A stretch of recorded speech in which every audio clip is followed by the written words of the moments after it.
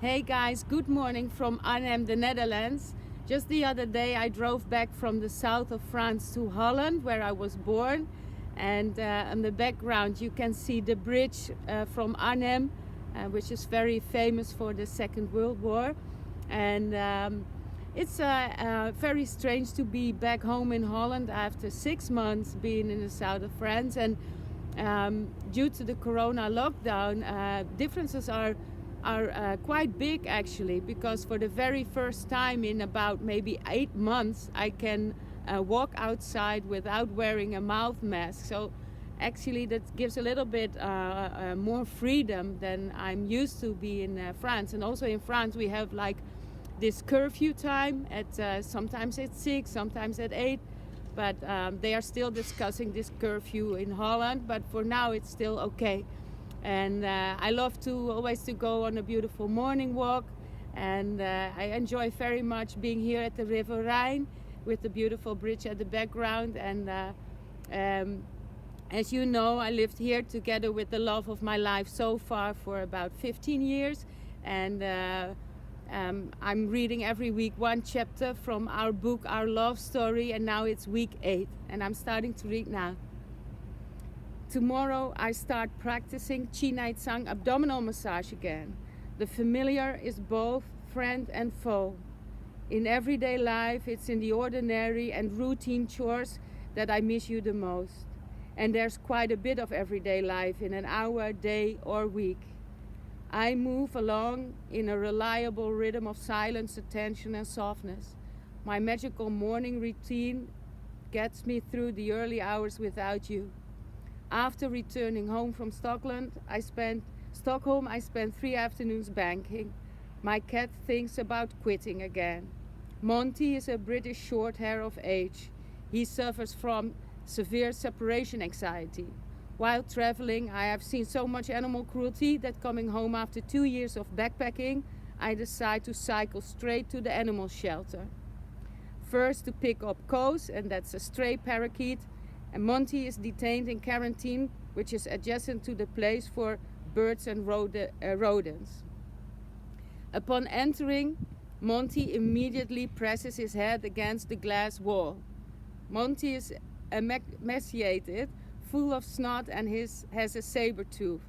What kind of cat is that? I blurt out, fascinated by his repulsiveness. The vet opens his cage. Monty meows his head against me. In the waiting room at the vet's, I read that giving head bumps means you belong to me.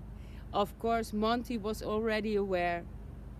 The bank is making a total mess of your accounts. I need to call 14 companies because all direct debits have been rejected as a result.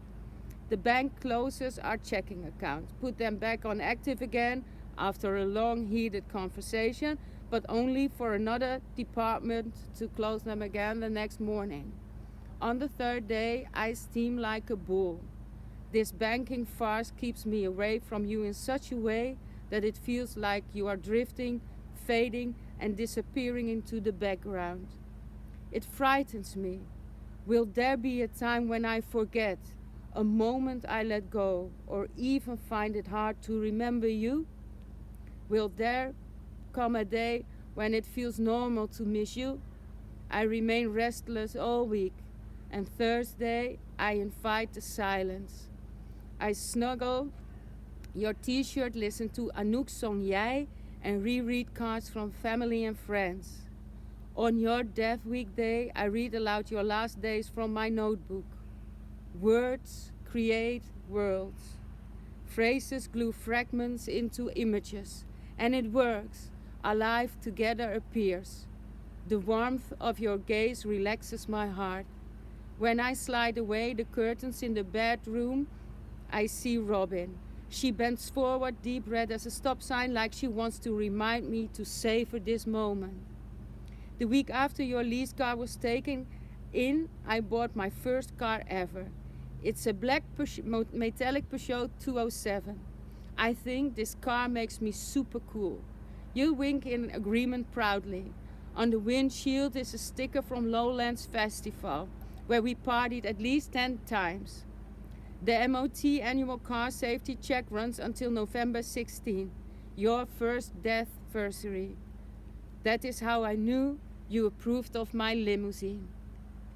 Your soccer field fleece blanket still lies on the couch. My favorite spot is on the ground. When I sit down, I feel you behind me. We still watch TV together. Our Japanese cabinet is covered with cards from your 50th birthday.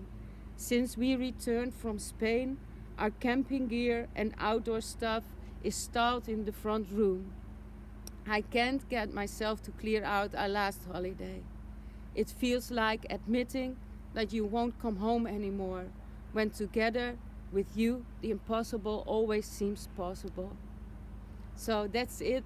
It was week 8, and I will spend maybe 1 month or 2 months in Holland, depending on what Corona does, because people that follow me for a long time know that I want to return back to the north of Spain, to the Asturias province, to see if I can buy property there. And well, it's always a surprise where I will be, so next week you have to watch again. And for now, have a blessed weekend, and stay healthy and stay safe, of course, playful and also lovingly. Thank you very much. See you. Ciao, ciao.